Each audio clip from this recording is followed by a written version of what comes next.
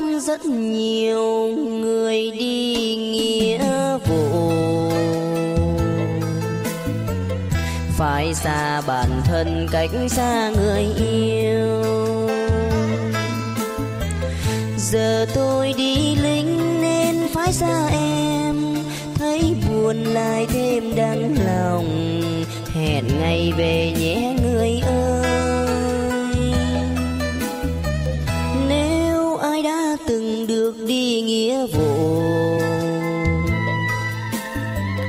cảm thông được nỗi vắng xa người yêu.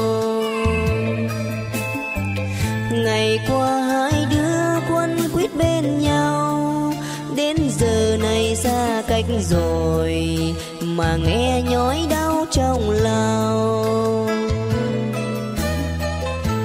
Giá biệt bạn tình ơi, anh này đi nghĩa vụ, cách xa người em yêu dấu.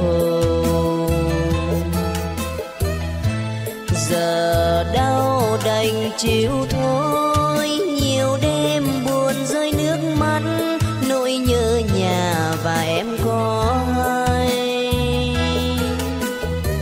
Sống trong nghĩa vụ mệt 3 tháng đầu,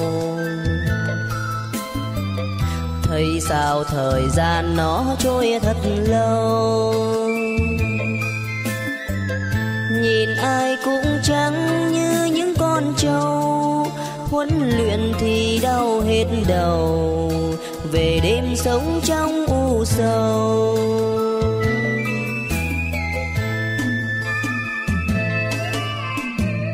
Anh đi nghĩa vụ xa nhà, để em trông ngóng ở nhà vấn vương. Anh thì dãi nắng dầm sương, ngày đêm ấp ủ nhớ thương em nhiều.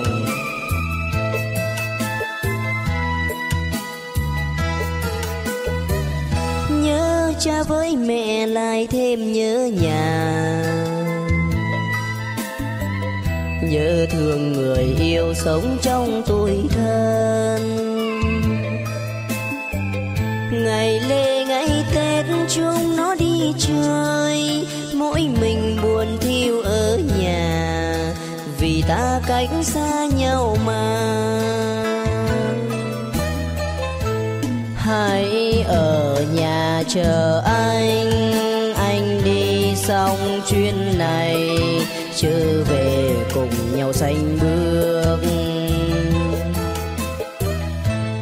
Nhiều khi một mình anh chờ mong ngày đêm suốt ngủ, đến khi về cùng em sánh vai. Nếu em có hiểu lòng anh lúc này, lính xa nhà nên thiếu đi tình thương, thì xin em nhớ câu hứa hôm nào, hãy chờ đợi anh trở về, ngày mai chúng ta sum vầy. Thì xin em nhớ câu hứa hôm nào, hãy chờ đợi anh trở về, ngày mai chúng ta sum vầy.